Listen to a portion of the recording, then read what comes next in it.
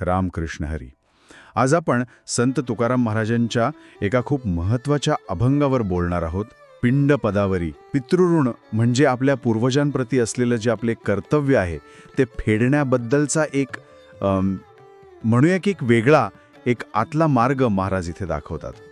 तर आज आपण आपल्याकडे जी माहिती आहे, जे चिंतन आहे, त्याच्या आधारे या अभंगाचा अर्थ आणि त्यातून आपल्याला काय शिकायला मिळतं हे जरासा विस्तार बघूया. तर सुरुवातीला आपण हे समजून घेऊ की ही पितृऋणाची जी संकल्पना आहे म्हणजे आपल्या परंपरेत सांगितलेली ती नेमकी काय आहे. देवऋण, ऋषीऋण आणि पितृऋण या 3 ऋणांपैकी हे एक महत्त्वाचं ऋण. परंपरा काय सांगते याबद्दल? हो, बरोबर. पितृऋण म्हणजे अगदी सोप्या भाषेत आपल्या आधीच्या पिढ्यांनी, आपल्या आईवडिलांनी, आजोबा पणजोबांनी आपल्याला हे जे आयुष्य दिलं, जे काही संस्कार दिले, त्याबद्दलची एक प्रकारची कृतज्ञता आणि जबाबदारी. आणि हो, हे फक्त एक भावनिक नातं नाही, तर आपल्या असण्याचाच तो एक आधार आहे. आणि मग परंपरेनुसार हे ऋण फेडण्यासाठी काय मार्ग सांगितले आहेत? आपण ऐकतो श्राद्ध, पिंडदान वगैरे. अगदी. परंपरा सांगते की श्राद्ध कर्म करावं, पिंडदान करावं, पितरांना तर्पण द्यावं, म्हणजे त्यांना अन्न पाणी अर्पण करावं. मनुस्मृती किंवा महाभारतात, विशेषतः अनुशासन पर्वात आणि गरुड पुराणात याबद्दल सविस्तर सांगितलं आहे. एवढंच नाही तर आपला वंश पुढे चालवणं म्हणजे चांगली सुसंस्कारी संतती निर्माण करणं हा सुद्धा पितृऋण फेडण्याचा एक मार्ग मानला गेला आहे. अच्छा. आणि हे जे विधी आहेत, श्राद्ध किंवा पिंडदान, हे केल्याने काही फायदे होतात असंही म्हटलं जातं का? नक्कीच. गरुड पुराण स्पष्ट सांगतं की पितरांना आपण श्रद्धेने जे काही अर्पण करतो ते फक्त त्यांच्यापर्यंतच पोचत नाही, तर ते देवांनाही मिळतं. आणि त्यामुळे काय होतं तर घरात सुख, समाधान, समृद्धी येते आणि सगळ्यात महत्त्वाचं म्हणजे पितरांचे आशीर्वाद मिळतात. स्वतः तुकाराम महाराजांनीच म्हटले ना, तुका म्हणे पित्र आशीर्वाद देती कल्याणी ती तया. म्हणजे पितरांचा आशीर्वाद मिळाला तर कल्याणच होतं. आणि या उलट जर हे विधी केले नाहीत तर त्याचे काही तोटे किंवा नकारात्मक परिणाम पण सांगितले आहेत का शास्त्रांमध्ये? हो, तसा इशाराही दिला आहे. म्हणजे असं म्हणतात की जर आपण आपल्या पितरांची आठवण ठेवली नाही, त्यांच्यासाठी श्राद्ध वगैरे केलं नाही, तर ते अतृप्त राहतात, त्यांना शांती मिळत नाही. आणि त्याचा परिणाम म्हणून मग घरात काही अडचणी, दुःख, क्लेश येऊ शकतात, असं गरुड पुराणात वर्णन आहे. तुकाराम महाराजांनी पण एका अभंगात म्हटलंय, आहा कटा त्याचे करीती पितर, वंशी दुराचारी पुत्र झाला. म्हणजे वंशामध्ये कोणी वाईट वागू लागलं तर पितरांना किती दुःख होत असेल, नाही का? तर या कर्मांमागे केवळ एक रिवाज नाहीये, तर एक भावनिक आणि आध्यात्मिक जोड आहे. बरोबर. आणि याच पितृऋणाच्या कल्पनेशी जोडलेलं एक महत्त्वाचं तीर्थक्षेत्र म्हणजे गया. गया तीर्थाचं काय महत्त्व सांगितलं आहे? गया हे तर पितृतीर्थच मानलं जातं असं म्हणतात. विष्णू पुराणात तसा उल्लेख आहे की गयेमध्ये भगवान विष्णूंच्या पदचिन्हांवर जर पिंडदान केलं तर ते फक्त आपल्या वडिलांनाच नाही तर संपूर्ण पितृवंशाला मुक्ती देतं. म्हणजे तिथे केलेलं श्राद्ध हे अक्षय फळ देतं असं मानलं जातं. त्यामुळे पितृऋण फेडण्याचा तो एक सर्वश्रेष्ठ पारंपरिक मार्ग समजला जातो. ही झाली सगळी पारंपरिक बाजू. श्राद्ध, पिंडदान, गया यात्रा म्हणजे बऱ्यापैकी बाह्य कर्मांवर भर देणारी. पण आता आपण येऊया तुकाराम महाराजांच्या अभंगाकडे. ते एका वेगळ्याच मार्गाबद्दल बोलतात असं वाटतं. पहिली चोळ, पिंड पदावरी दिला आपुलिया करी. हा पिंड नक्की कसला आणि कोणाच्या पदावरी? तो तांदळाचा गोळा तर नसावा इथे अपेक्षित, बरोबर? अगदी.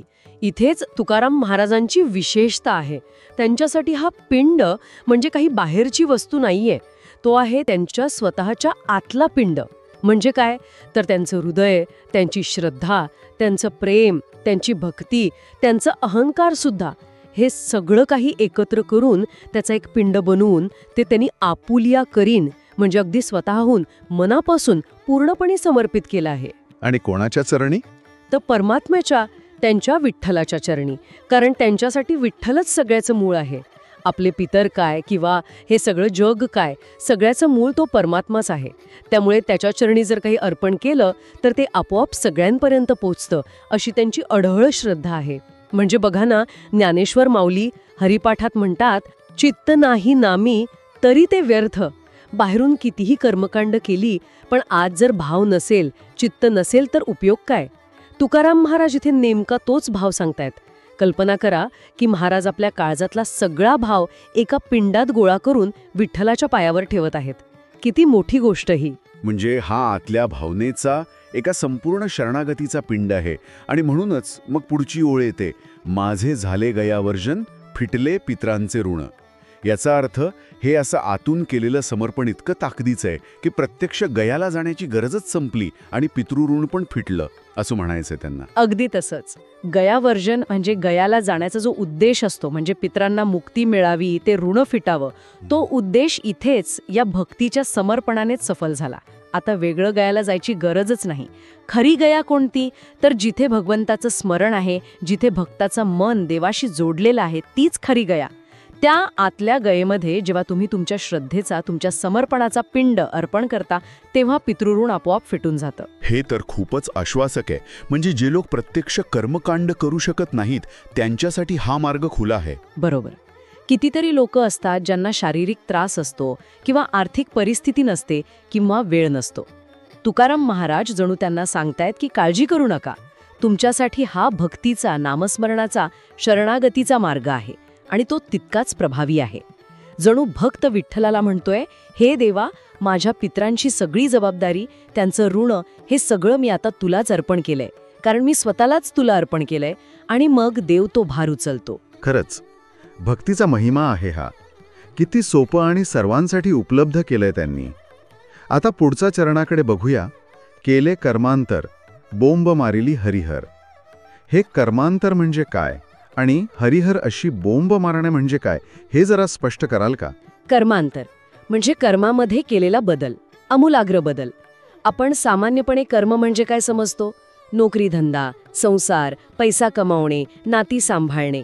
आणि याचबरोबर आपल्या मनात चालणारे लोभ, मोह, राग, चिंता, हे पण एक प्रकारचं कर्मच आहे. तुकाराम महाराज म्हणतात, मी या सगळ्या कर्मांच्या पलीकडे गेलो. मी माझं मुख्य कर्मच बदलून टाकलं. अच्छा, म्हणजे कोणतं कर्म त्यांनी मुख्य मानलं? भगवंताचं नामस्मरण. हेच त्यांचं मुख्य कर्म, मुख्य उद्योग झालं. बाकी सगळी जगातली कर्म गौण झाली. ते म्हणतात ना एका ठिकाणी, अवघी यांचा लिसर झाला, हा राहिला उद्योग. म्हणजे बाकी सगळं विसरून गेलो, आता फक्त देवाचं नाव घेणं हाच माझा उद्योग आहे. यालाच ते कर्मांतर म्हणतायत. म्हणजे सांसारिक कर्मांच्या जागी भगवंताचं स्मरण हे श्रेष्ठ कर्म आणलं. प्राधान्यक्रम बदलला. आणि बोंब मारिली हरिहर, याचा काय अर्थ घ्यायचा? बोंब मारणं हे काही फक्त तोंडाने केलेला आवाज नाही, ही आहे आतून आलेली साध, आर्त हाक. हृदयाच्या अगदी तळापासून पूर्ण तळमळीने एकाग्र होऊन सतत हरिहर हरिहर नावाचा गजर करणं. त्या बोम शब्दातच एक तीव्रता आहे, एक निकड आहे. जणू काही भक्त मोठ्याने जगाला सांगतोय की माझ्यासाठी आता फक्त हरी आणि हर म्हणजे विष्णू आणि शिव म्हणजे तो एकच परमात्मा हेच सत्य आहे, बाकी काही नाही. अच्छा, म्हणजे हा नामगजर इतका तीव्र आणि आर्त आहे. हो, आणि हा गजर इतका शक्तिशाली आहे की तो फक्त आपली पापं नाहीशी करत नाही, तर तो आपल्या पितरांपर्यंत पोहोचून त्यांनाही समाधान देतो, त्यांना शांती देतो. कल्पना करा ना की महाराज इंद्राणीच्या काठी उभे आहेत, हात वर करून, डोळ्यात पाणी आहे आणि ते मोठ्याने गजर करतायत, हरिहर हरिहर. त्या गजरात त्यांचं सगळं दुःख, सगळी चिंता, सगळं ऋण जणू नाहीसं होतंय आणि त्यांचे पूर्वज स्वर्गात आनंदाने बघतायत. तुकाराम महाराज म्हणतात ना, काय नव्हे केले एका चिन्निता विठ्ठले. विठ्ठलाचं नाव घेतलं तर काय नाही होऊ शकत, सगळं काही होतं. खरंच या वर्णनातून नामस्मरणाची ताकद आणि भक्ताची ती तळमळ जाणवतीये. आणि मग येतो शेवटचा चरण, जो या सगळ्याचा परिणाम आहे. तुका म्हणे माझे भार उतरले ओझे. हे नेमकं कसलं ओझं उतरल्याबद्दल महाराज बोलतायत इथे? हे भार किंवा ओझं म्हणजे तेच जे आपण सगळेजण नकळतपणे आयुष्यभर घेऊन फिरत असतो. यात काय काय येतं तर पितृऋणाचं ओझं आहेच, आपण घेतलेल्या जबाबदाऱ्यांचं ओझं आहे, आपल्या कर्मांचं, कदाचित काही चुकांचं, पापांचं ओझं आहे, मनात कुठेतरी अपराधीपणाची भावना असते तिचं ओझं आहे. या सगळ्यामुळे आपलं मन जड होऊन जातं, नाही का? हो, बरोबर आहे. तर तुकाराम महाराज म्हणतात की जेव्हा मी माझं सगळं काही, माझा पिंड देवाच्या चरणी ठेवला, जेव्हा मी कर्मांतर करून फक्त नामस्मरणात रमून गेलो, तेव्हा माझ्या डोक्यावरचा, माझ्या मनावरचा हा सगळा भार, हे सगळं ओझं आपोआप उतरून गेलं. ते आता एकदम हलके झाले आहेत, मोकळे झाले आहेत. ही एक प्रकारची मुक्तीची भावना आहे. जणू काही ते याच जन्मात मुक्त झाले आहेत. याचं एखादं उदाहरण देऊन सांगता येईल का? हे भार उतरणं म्हणजे नेमकं कसं वाटत असेल? नक्कीच. समजा एखादा माणूस आहे, त्याच्या पाठीवर खूप मोठं ओझ्याचं गाठोडं आहे. खूप वर्षांपासून तो ते घेऊन चाललाय, थकून गेलाय, घामाने भिजलाय. चालता चालता तो एका देवळात येतो. देवापुढे उभा राहतो आणि हात जोडून म्हणतो, देवा, आता हे ओझं माझ्याने नाही उचलवत. यात माझ्या चिंता आहेत, माझ्या जबाबदाऱ्या आहेत, माझी ऋणं आहेत, माझ्या चुका आहेत. हे सगळं मी आज तुझ्या पायाशी ठेवतो. आता तूच बघ याचं काय करायचं ते. आणि असं म्हणून तो खरंच ते गाठोडे देवाच्या पायाशी ठेवतो. त्या क्षणी त्याच्या डोळ्यात पाणी असेल, पण खांदे एकदम हलके झाल्याचे, मन एकदम मोकळं झाल्याची एक विलक्षण भावना तो अनुभवेल. अरे वा. हाच अनुभव तुकाराम महाराज भार उतरले ओझे ह्यातून सांगतायत. ते आपल्याला सांगतायत की हे ओझं तुम्ही स्वतः वाहू नका, ते देवावर सोपवा. कसं सोपवायचं?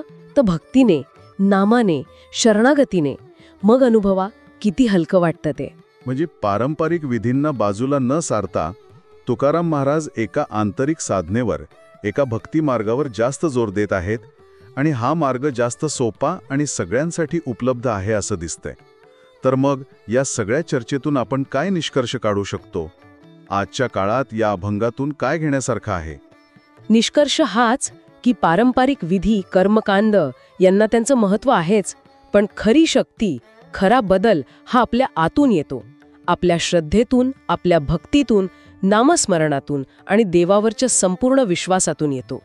तुकाराम महाराज हेच पुन्हा पुन्हा सांगत आहेत. आणि ही शिकवण आजच्या धावपळीच्या जगात खूप महत्त्वाची आहे. ते कसं? कारण अनेकांना आजकाल वेळेमुळे म्हणा किंवा इतर अडचणींमुळे म्हणा, सगळे पारंपरिक विधी जसेच्या तसे करणं शक्य होत नाही. मग त्यांच्या मनात एक अपराधी भावना येते की आपण आपलं कर्तव्य करत नाहीयो. अशा लोकांसाठी हा अभंग एक खूप मोठा दिलासा आहे. तो सांगतो की तुम्ही जिथे आहात, जसे आहात, तिथूनही तुम्ही देवाशी जोडले जाऊ शकता. तुमची कर्तव्य, अगदी पितृऋणासारखी मोठी जबाबदारी सुद्धा तुम्ही या आंतरिक भक्तीने पूर्ण करू शकता आणि तुमच्या मनावरचं ओझं उतरवून खरी शांती मिळवू शकता. हे फक्त कर्तव्य केलं एवढंच नाहीये, तर हा मुक्तीचा अनुभव आहे. म्हणजे ऋण फेडण्याच्या भावनेपासून सुरुवात करून भार उतरल्याच्या आनंदापर्यंतचा प्रवास आहे हा. खरंच, पितृऋणासारख्या एका मोठ्या जबाबदारीला तुकाराम महाराजांनी भक्ती आणि शरणागतीच्या माध्यमातून किती वेगळा, आश्वासक आणि म्हणू शकतो की अधिक सखोल अर्थ दिला आहे, हे यातून स्पष्ट होतंय. बाह्य कर्मानितकीच किंवा कदाचित त्याहून जास्त आतली निष्ठा महत्वाची आहे, हेच ते सांगतायत. अगदी. आणि मूळ गाभा हाच आहे की जेव्हा आपण पूर्ण विश्वासाने आपलं सगळं काही, आपलं सुख, दुःख, चिंता, जबाबदाऱ्या, आपलं मी पण सुद्धा जेव्हा परमात्म्यावर सोपवतो, तेव्हाच आपण खऱ्या अर्थाने ऋणमुक्त आणि भारमुक्त होतो. पितृऋणासारखी मोठी ओझी सुद्धा मग तो परमात्माच आपल्यासाठी हलकी करतो. कारण सगळं करणारा आणि करवणारा तोच आहे, ही भावना मग पक्की होते. जाता जाता एक विचार येतोय मनात. जर सगळ्यात मोठं अर्पण हे आपलं आंतरिक समर्पण असेल, जे आपण देवाच्या चरणी ठेवतो, तर मग आपण आपल्या रोजच्या जगण्यात, आपल्या कामात, आपल्या नात्यांमध्ये, अगदी साध्या साध्या गोष्टींमध्ये ती खरी श्रद्धा, ती खरी निस्वार्थ भावना, ती कृतज्ञता कशी जागृत ठेवू शकतो? की ज्यामुळे आपले हे नेहमीचे क्षणसुद्धा एका प्रार्थनेसारखे, एका उपासनासारखे बनू शकतील. यावर विचार करायला हरकत नाही. रामकृष्ण हरी. रामकृष्ण हरी. आज आपण